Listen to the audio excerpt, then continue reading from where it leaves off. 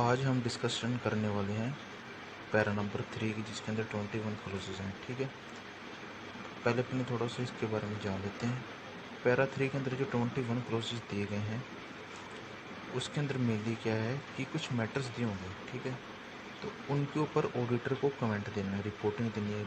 जैसे fix assets के बारे में पूछा होगा, उसके बारे में कुछ चीज़ें होंगी। ठीक है, ऐसे इन्वेंट्री के बारे में ना, तो ऑडिटर को बताना है भी। मेनली ऐसे होगा भी, कुछ इन्फॉर्मेशन होगी इन पैरास के अंदर, क्लोजेस के अंदर, कि ऐसा हुआ है या नहीं हुआ। अगर नहीं हुआ तो उसकी डिटेल दो। तो ये ऑडिटर को रिपोर्टिंग करनी है। तो अपने 1 बाय 1 इन पैरा को करेंगे, इन क्लोजेस को कंप्लीट करेंगे। ठीक है, तो para 3 close 1 fix assets. Fix assets के बारे में यहाँ पे 5 चीज़ें दी गई हैं। ठीक है, मेनली, और ऑडिटर को उसके बारे में रिपोर्टिंग करनी है। ठीक है, तो इन 5 चीज़ों को अपन देख लेते हैं। पहला है प्रॉपर रिकॉर्ड्स। कंपनी ने फिक्स एसेट्स में दोनों आ गई, टेंजिबल एसेट्स और इनटेंजिबल एसेट्स। ठीक है, टेंजिबल एसेट्स जैसे पीपीई, और इनटेंजिबल एसेट्स में जैसे पेटेंट हो गया, कॉपीराइट हो गया ना, वो चीज़ें आ जाएंगी। अब इनके लिए कंपनी ने प्रॉपर रिकॉर्ड्स मेंटेन किए हैं या नहीं, तो ये रिपोर्टिंग करनी है ऑडिटर को। रिकॉर्ड्स के अंदर प्रॉपर रिकॉर्ड्स में क्या आ जाएगा, जो पीपीई है उसके अंदर मेनली क्वालिटेटिव, बाकी वो तो आएंगी ही रिकॉर्ड्स में, जो बाकी इन्फॉर्मेशन है उसके साथ ही क्वालिटेटिव इन्फॉर्मेशन और सिचुएशन मतलब लोकेशन कहाँ है उस पीपीई की, ये रिपोर्टिंग करनी होगी ऑडिटर को। और इंटेंजिबल एसेट्स में फुल पार्टिकुलर्स। अब मेनली यहाँ पे फिक्स एसेट्स की मतलब है उसकी ग्रोस वैल्यू क्या है, डेप्रिसिएशन क्या है, डब्ल्यूडीवी क्या है, नंबर ऑफ एसेट्स कितने हैं, तो उनकी प्रॉपर रिकॉर्ड्स कंपनी ने मेंटेन किया है या नहीं, ये बताएगा ऑडिटर कारों के अंदर, रिपोर्टिंग के अंदर। ठीक है, और दूसरी चीज़ में चलते हैं फिजिकल वेरिफिकेशन। फिजिकल वेरिफिकेशन के अंदर ऑडिटर को ये रिपोर्टिंग करनी है कि मैनेजमेंट ने, बाय मैनेजमेंट, रीजनेबल इंटरवल्स पर फिजिकल वेरिफिकेशन किया है या नहीं। यहाँ पे ऑडिट फिजिकल वेरिफिकेशन नहीं करेगा, मैनेजमेंट फिजिकल वेरिफिकेशन करेगी। ऑडिटर को ये कंफर्म करना है कि मैनेजमेंट ने रीजनेबल इंटरवल्स पर फिक्स एसेट्स का फिजिकल वेरिफिकेशन किया है या नहीं। फिक्स एसेट्स यहाँ पे मेनली पीपीई होगा, क्योंकि इंटेंजिबल एसेट्स का तो फिजिकल वेरिफिकेशन होता ही नहीं है। ठीक है, अब यहाँ पे इसको थोड़ा एक्सप्लेन करते हैं। मैनेजमेंट करेगी एट रीजनेबल इंटरवल्स। अपने ऐसे 240 देखते हैं उसके अंदर फ्रॉड्स। उसके अंदर अपनों ने एक पॉइंट होता है कि जो कंपनी को सेफ गार्ड ऑफ एसेट्स करना होता है। ठीक है, अपने एसेट्स को सेफ रखना होता है, तो उस लिए कंपनी को, मैनेजमेंट को फिजिकल वेरिफिकेशन करनी होती है अपने एसेट्स की। अभी रीजनेबल इंटरवल्स पर होना चाहिए। रीजनेबल इंटरवल्स मतलब आईसीए ने बताया है कि रीजनेबल इंटरवल्स एनुअली हो सकता है। एनुअली मतलब हर साल चेक करना है, फिजिकल वेरिफिकेशन करनी। और ऐसे भी हो सकता है कि अपने क्या करें कि every year one third check करें, 3 ईयर में कंप्लीट हो जाएगा वेरिफिकेशन। क्योंकि जो फिक्स एसेट्स हैं, ये थोड़ी इसमें जो चोरी होने या इनके साथ गड़बड़ होने के चांस कम होते हैं, इसलिए ये इस प्रकार इसका फिजिकल वेरिफिकेशन कर सकते हैं। ठीक है, और दूसरा पॉइंट है इसी के अंदर मटेरियल डिस्क। अब हाँ, अब एक चीज़ ये देखो, अगर वो फिजिकल वेरिफिकेशन करेंगे वो मैनेजमेंट, तो ऐसे हो सकता है नहीं बुक्स ऑफ अकाउंट्स के अंदर तो कुछ और दिखा रही हो, और ही शो हो रही हो जो फिक्स एसेट्स है, पीपीई है, लेकिन एक्चुअल में ऐसा नहीं है ना। तो अगर कोई डिस्क्रिपेंसीज मिले, मतलब डिफरेंसेस मिले जो कि मटेरियल है, अब यहाँ पे मटेरियल को डिफाइन नहीं किया अभी 10% या 20% कितना, तो मटेरियल डिफरेंसेस मिले हों, देन अगर ऐसा है तो क्या वो प्रॉपरली बुक्स ऑफ अकाउंट्स के अंदर डील किए गए हैं, उनको प्रॉपरली रिकॉर्ड किया गया है। डील मतलब यहाँ पे रेक्टिफिकेशन एंट्री पास की गई है इसकी। अगर मान लो बुक्स ऑफ अकाउंट्स के अंदर कुछ और बता रखा और एक्चुअल में कुछ और है, तो इसकी रेक्टिफिकेशन एंट्री पास की गई है बुक्स ऑफ अकाउंट्स के अंदर। अब इसके अंदर अपने एक एक्स्ट्रा पॉइंट और देखते हैं। मैनेजमेंट को ये चेक करना है कि उस अपने ऑडिटर को ये देखना है कि मैनेजमेंट ने टाइमली फिजिकल वेरिफिकेशन किया है या नहीं। अब ये कैसे पता लगेगा? ऑडिटर जाएगा मैनेजमेंट के पास, मैनेजमेंट ने बोल दिया भी हाँ हम तो फिजिकल वेरिफिकेशन करते हैं टाइमली, तो अपने माल नहीं गया, इसका कोई डॉक्यूमेंट्री प्रूफ भी होना चाहिए, तभी ऑडिटर रिलाई कर पाएगा। ठीक है, ये 2 पॉइंट कंप्लीट होते हैं। अब अपने चलते हैं तीसरे पॉइंट पे, टाइटल डीड्स। अब टाइटल डीड्स के अंदर मेनली यहाँ पे सिर्फ इमूवेबल प्रॉपर्टी कवर है, ठीक है, ना कि सभी पीपीई। सिर्फ इमूवेबल प्रॉपर्टी, लैंड और बिल्डिंग होगी, जमीन जायदाद होगी। टाइटल डीड्स मतलब ओनरशिप राइट, कंपनी के पास है या नहीं, सिर्फ इमूवेबल प्रॉपर्टीज का, ना कि सभी पीपीई का। ठीक है, यहाँ पे सिर्फ इमूवेबल प्रॉपर्टी का, और ये ध्यान रखना। अब जो भी इमूवेबल प्रॉपर्टी जो फाइनेंशियल स्टेटमेंट में दिखाई गई है, क्या वो कंपनी के नाम पर है या नहीं। ठीक है, जो भी फाइनेंशियल स्टेटमेंट में इमूवेबल प्रॉपर्टीज आ रही हैं वो क्या कंपनी के नाम पर है या नहीं, ये ऑडिटर चेक करेगा। ठीक है, मतलब इसकी रिपोर्टिंग देगा कारों के अंदर कि ऐसा है या नहीं। अगर नहीं, अगर मान लो कोई इमूवेबल प्रॉपर्टी, कोई लैंड या बिल्डिंग है, वो कंपनी के नाम पर नहीं है, तो उसको डिटेल देनी पड़ेगी ऑडिटर को। डिस्क्रिप्शन ऑफ प्रॉपर्टी, उस प्रॉपर्टी का डिस्क्रिप्शन देना होगा, कौन सी प्रॉपर्टी है, क्या चीज़ है। ठीक है, उसकी ग्रॉस कैरिंग वैल्यू बतानी पड़ेगी, और ये किसके नाम पर है, और जिसके नाम पर उसका क्या रिलेशन है कंपनी के साथ, वो प्रमोटर है, डायरेक्टर है या रिलेटिव है, और कितने पीरियड से ऐसा हो रहा है, और इसके रीज़न भी ऐसा क्यों है भी वो इमूवेबल प्रॉपर्टी कंपनी के नाम पर ना होकर किसी और के नाम पर है, तो इसके रीज़न भी अपने को देने हैं। इसमें एक और चीज़ की जो लीज होल्ड प्रॉपर्टीज़ होती हैं वो तो कंपनी के नाम पर होती नहीं है, तो उसके अलावा बाकी जो फ्री होल्ड प्रॉपर्टीज़ हैं उनके बारे में यहाँ पे बात की गई है। ठीक है, अब अपने आगे बात करते हैं रिवैल्यूएशन की। पहले तो ये बताना है ऑडिटर को कि कंपनी ने अपने पीपीई और इंटेंजिबल एसेट्स को का रिवैल्यूएशन किया है या नहीं। ठीक है, उसके बाद अगर किया है तो क्या वो रिवैल्यूएशन रजिस्टर्ड वैल्यूअर से करवाया गया है या नहीं। ठीक है, और अगर ऐसा रिवैल्यूएशन हुआ है और जिसमें 10% या उससे ज़्यादा का चेंज हुआ है, यानी 10% से अपवर्ड रिवैल्यूएशन हुआ है या डाउनवर्ड रिवैल्यूएशन हुआ है, तो वो अमाउंट भी स्पेसिफाई करनी होगी अपने को रिपोर्टिंग में। ठीक है, रिवैल्यूएशन के अंदर ये 3 पॉइंट है। अब आता है बेनामी प्रॉपर्टी। तो जैसे कि बेनामी प्रॉपर्टी एक्ट होता है, प्रोहिबिशन ऑन बेनामी प्रॉपर्टी एक्ट 1988, उसके अंदर कुछ रेस्ट्रिक्शन और प्रोहिबिशन है कि अपने किसी और के नाम पर प्रॉपर्टी को हेल्ड नहीं कर सकते। अगर इसको शॉर्ट में मैं बताऊं तो इस एक्ट के अकॉर्डिंग क्या होता है कि बेनामी प्रॉपर्टी पहले होती है कि एक्स है और वाई है। ठीक है, 2 पर्सन है। एक्स ने क्या किया कि प्रॉपर्टी परचेज की, ठीक है, इसके लिए कंसिडरेशन दिया, लेकिन ये रजिस्टर की गई वाई के नाम पर। इसके बेनिफिशियल ओनर तो है एक्स, लेकिन जो रजिस्टर्ड ओनर है वो है वाई। ठीक है, यानी held the property in name of proxy, तो इसे बोलते हैं बेनामी प्रॉपर्टी। ठीक है, तो अगर ऐसा कुछ है और कोई प्रोसीडिंग्स है वो कंपनी के अगेंस्ट इनिशिएट की गई है या पेंडिंग है, अगर ऐसा है तो इसको क्या एप्रोप्रिएटली डिस्क्लोज किया गया है फाइनेंशियल स्टेटमेंट के अंदर, ये अपने को रिपोर्ट करना है। ठीक है, अब अपने एक बार फिर से देख लेते हैं इसके अंदर कितने पॉइंट, 5 पॉइंट थे। ठीक है, फिक्स एसेट्स के अंदर पहला तो हमें ये बताना है कि जो कंपनी है वो प्रॉपर रिकॉर्ड्स मेंटेन करती है या नहीं। ठीक है, उसके अंदर मेनली जो पीपीई की क्वालिटेटिव और सिचुएशन को बताना है। ठीक है, बाकी इन्फॉर्मेशन आएगी, ये 2 भी आएंगी। फिर इंटेंजिबल एसेट्स के बारे में बताना है। फिर मैनेजमेंट रीजनेबल इंटरवल पर फिजिकल वेरिफिकेशन करती है या नहीं, अगर करती है और अगर कुछ डिफरेंसेस मिले हैं तो उसको प्रॉपरली बुक्स में रिकॉर्ड किया गया है या नहीं। ठीक है, तो तीसरा पॉइंट आता है अपने पास टाइटल ऑफ डीड्स का। टाइटल ऑफ डीड्स में सिर्फ इमूवेबल प्रॉपर्टी की बात हुई, यानी ज़मीन जायदाद की बात हुई है कि कंपनी किसी और के नाम पर इमूवेबल प्रॉपर्टी हेल्ड करती है या नहीं। अगर करती है तो ये 6 अपने को इन्फॉर्मेशन देनी है। ठीक है, फिर रिवैल्यूएशन के अंदर आते हैं। रिवैल्यूएशन के अंदर कंपनी ने अपनी फिक्स एसेट्स का रिवैल्यूएशन किया है या नहीं, अगर किया है वो रजिस्टर वैल्यूअर से करवाया है या नहीं।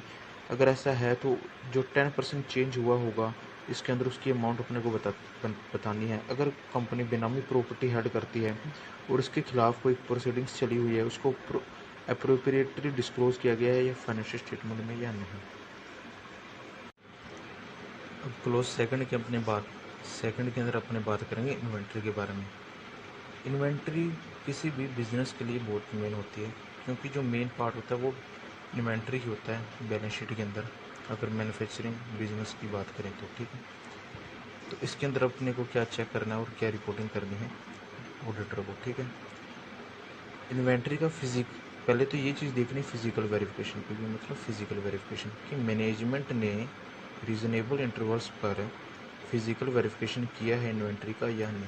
ठीक है, सेम जैसे फिक्स एसेट्स के अंदर था, लेकिन यहाँ पर एक चीज़ ये है कि रीजनेबल इंटरवल्स क्या होंगे। जैसे फिक्स एसेट्स में अपने बात की थी कि जो फिजिकल वेरिफिकेशन है वो एनुअली भी हो सकता है या 1/3 एवरी ईयर हो सकता है, लेकिन अपने इन्वेंट्री की बात करें तो यहाँ पे रीजनेबल इंटरवल्स के अंदर फ्रीक्वेंसी ज़्यादा होगी, क्योंकि जो इन्वेंट्री है वो रनिंग आइटम है, वो निकलती रहती है बिजनेस से और आती रहती है, इसलिए यहाँ पर फ्रीक्वेंसी ज़्यादा होगी, यानी ज़्यादा बार फिजिकल वेरिफिकेशन करना होगा इन्वेंट्री का। ठीक है, दूसरी चीज़ इसमें एक ये खास बात है ये, ठीक है, जो कि फिक्स एसेट्स में नहीं थी।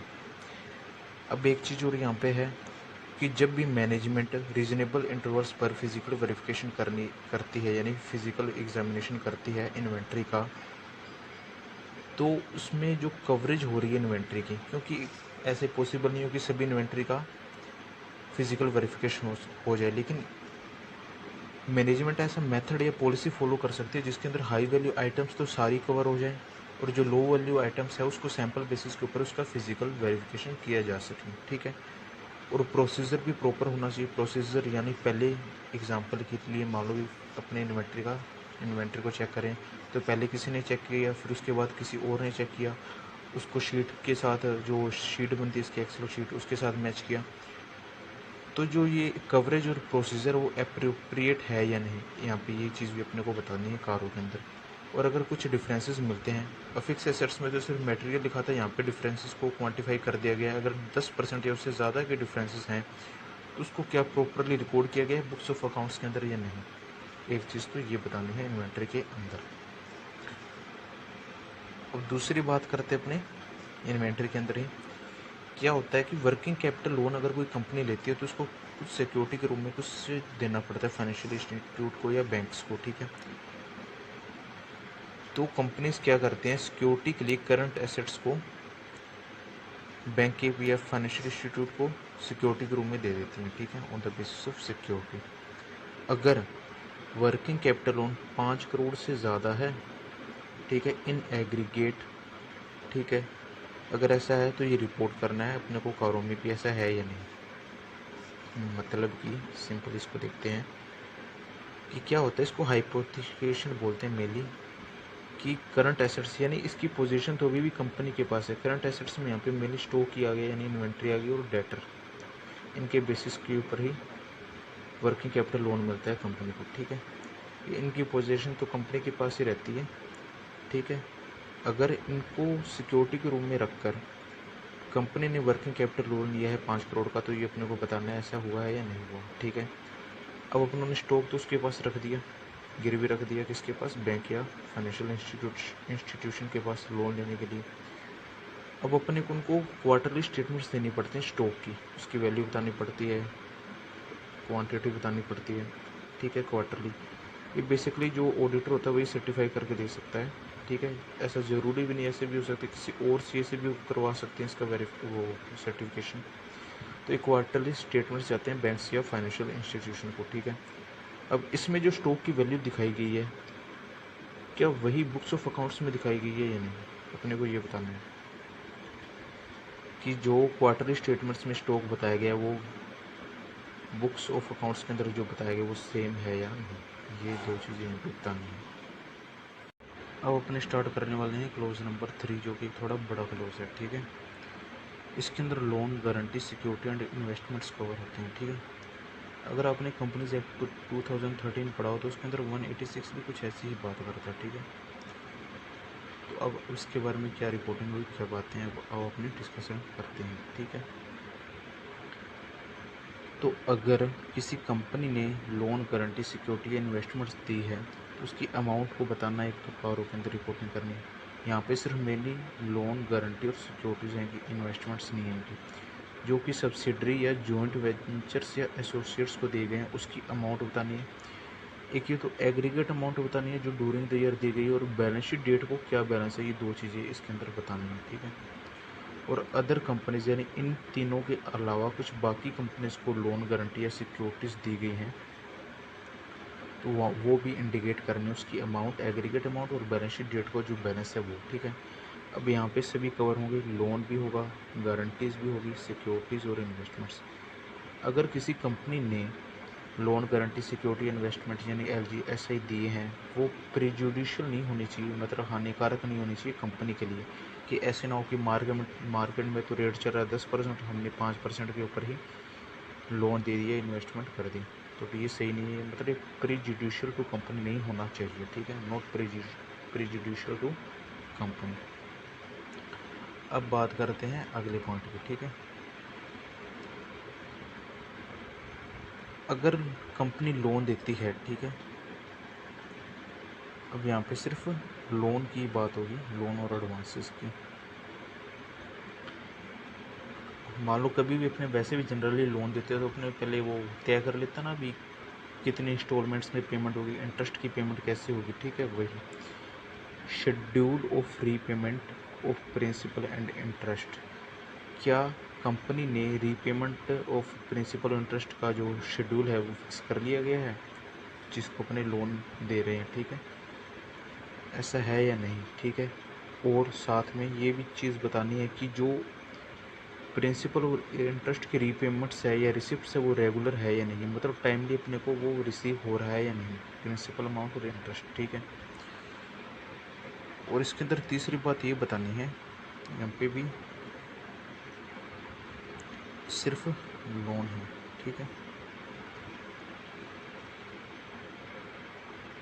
कि लोन जो अपनों ने दे रखा है ड्यू हो गया लेकिन उसकी पेमेंट नहीं हुई तो वो अमाउंट बतानी है। अगर ओवरड्यू 90 डेज से ज़्यादा हो गया है, 90 डेज से ज़्यादा है तो उसकी अमाउंट भी स्पेसिफाई करनी है। और ऐसे लोन के लिए रिकवरी करने के लिए रीज़नेबल स्टेप्स लिए गए हैं या नहीं कंपनी के द्वारा, ये अपने को रिपोर्टिंग करनी है। इसमें दो चीज़ें बतानी है कि जो अमाउंट 90 दिन से ऊपर हो गई है लेकिन उसकी पेमेंट नहीं है वो अमाउंट भी बतानी है, और इसके रिकवरी के लिए कोई स्टेप्स लिए गए हैं या नहीं ये भी बताना है, ठीक है। अब इसके अंदर आते हैं लोन रिन्यूअल, एक्सटेंशन और फ्रेश लोन। अब इसका थोड़ा एक्सप्लेन करते हैं इसको, कि कंपनी ने लोन दिया, ठीक है, किसी को कंपनी ने लोन दिया लेकिन अब जो सामने वाला व्यक्ति है, जो पर्सन है, वो लोन नहीं दे पा रहा, मतलब उसकी रीपेमेंट नहीं कर पा रहा, कुछ हो प्रॉब्लम हो गई होगी, ठीक है, तो वो रिन्यूअल के लिए बोल रहा है, एक्सटेंशन के लिए बोल रहा है, फ्रेश लोन के लिए बोल रहा है, यानी डेट रिस्ट्रक्चरिंग, यानी डेट को रिस्ट्रक्चर किया जा रहा है, मतलब इसकी फाइनेंशियल कंडीशन ठीक नहीं है इसलिए रिन्यूअल करवा रहा है या एक्सटेंशन करवा रहा है या उस लोन को कैंसिल करके फ्रेश लोन के लिए बोल रहा है, ठीक है। तो इससे अपने को क्या पता चलता है, अगर ऐसा है तो अपनों ने जो अमाउंट उसको दी है उस पर्सन को वो डूब सकती है, ठीक है। तो इसका ये इंडिकेटर है भी अमाउंट फ्यूचर में अपने को ना मिले, ठीक है, तो ये रिपोर्टिंग करनी ज़रूरी है इसकी। तो अब क्या करना है, ऑडिटर को ये अमाउंट बतानी है कि कौन सी अमाउंट, कितने अमाउंट तक को रिन्यू किया गया, एक्सटेंशन दिया गया, उसका फ्रेश लोन दिया गया, ठीक है, उसकी अमाउंट, और उसको एज ए परसेंटेज भी बताना है कि टोटल लोन में से रिन्यूअल वाला लोन कितना है, ताकि क्लियर पिक्चर पता लग सके भी। अगर उन्होंने 100 करोड़ का लोन दिया था तो उसमें से 20 करोड़ का लोन यानी 20% लोन ऐसा है, ठीक है। एक तो ये चीज़ बतानी, और इसमें लास्ट पॉइंट क्या है, लास्ट पॉइंट है कि जैसे अपने डिमांड लोन देते हैं कि अपनों ने लोन दे दिया तो अपने कभी भी उसे वापस ले सकते हैं, मतलब यहाँ पे कोई पीरियड नहीं होता, कोई टर्म्स स्पेसिफाई नहीं होती, ये ज़्यादा रिस्की लोन होते हैं। तो ऐसे भी बताने ऐसे लोन कौन से हैं और टोटल लोन का क्या परसेंटेज है। मान लो 20 करोड़ है लेकिन टोटल लोन 100 करोड़, तो 20% डिमांड लोन है जो विदाउट स्पेसिफाइंग टर्म्स और या पीरियड है, ठीक है। और यहाँ पे सिर्फ अमाउंट बतानी है, of loan granted to promoters and related parties. Promoters और रिलेटेड पार्टीज को जो लोन दिया गया उसकी सिर्फ अमाउंट बतानी, यहाँ पे परसेंटेज स्पेसिफाई नहीं करना। तो अपने एक बार फिर से इसको देख लेते हैं, लोन गारंटी। इसके बारे में इतनी रिपोर्टिंग क्यों है? क्योंकि पब्लिक ने कंपनी को पैसा दिया बिजनेस करने के लिए, लेकिन कंपनी क्या कर रही है, आगे उस पैसे को किसी को दे रही है, लोन दे रही है, इन्वेस्टमेंट दे रही है, ठीक है। तो इसलिए ज़्यादा रिपोर्टिंग यहाँ पे मांगी है। पहले तो उसकी अमाउंट बताओ, अगर सब्सिडरी जॉइंट वेंचर या एसोसिएट्स को दी गई है या अदर्स को दिए गया है, वो प्रीजुडिशियल टू कंपनी नहीं होना चाहिए, ठीक है। उसका शेड्यूल फिक्स कर लिया गया है कंपनी द्वारा, उसकी रिपेमेंट कब होगी, प्रिंसिपल का और इंटरेस्ट का, ठीक है। तो वो रेगुलरली रिसीव हो रहे हैं कंपनी को या नहीं। अगर ऐसा लोन है जो ओवरड्यू हो गया 90 डेज से ज़्यादा, उसकी अमाउंट बतानी है। और ऐसे लोन को रिकवर करने के लिए रीजनेबल स्टेप्स कंपनी ने लिए हैं या नहीं। और लोन रिन्यूअल एक्सटेंशन और अगर फ्रेश लोन किया है तो उसकी अमाउंट बतानी, उसको एज ए परसेंटेज भी बताना है। तो demand loan without specifying terms of period, ऐसे लोन की अमाउंट भी बतानी है, उसका परसेंटेज भी बताना है। और अगर ऐसा लोन जो प्रोमोटर से रिलेटेड पार्टीज़ को दिया गया उसकी अमाउंट भी स्पेसिफाई करनी है। अब इससे ही रिलेटेड एक क्लोज है, क्लोज 4, जिसमें लोन एंड इन्वेस्टमेंट्स की बात की गई। तो अपने को इस क्लोजेस के अंदर ये रिपोर्टिंग करनी है कि कंपनी ने सेक्शन 185 एंड 186 का कंप्लाइज किया है या नहीं। अगर कंपनी लोन या इन्वेस्टमेंट देती है तो 185 की कुछ प्रोविज़न एप्लीकेबल होता है और 186 की, तो इन दोनों को कंपनी को कंप्लाई करना पड़ता है। तो अपने को ये बताना है कि 185 और 186 दोनों का कंप्लाइंस किया गया है नहीं। तो अपने सेक्शन को देख लेते हैं, सेक्शन क्या होता है। जो सेक्शन 185 है वो बोलता है कि कंपनी अपने डायरेक्टर के रिलेटिव्स को लोन नहीं दे सकती। ये कम्प्लीटली प्रोहिबिटेड है, मतलब ऐसा हो ही नहीं सकता, कोई कंपनी लोन दे ही नहीं सकती, ठीक है।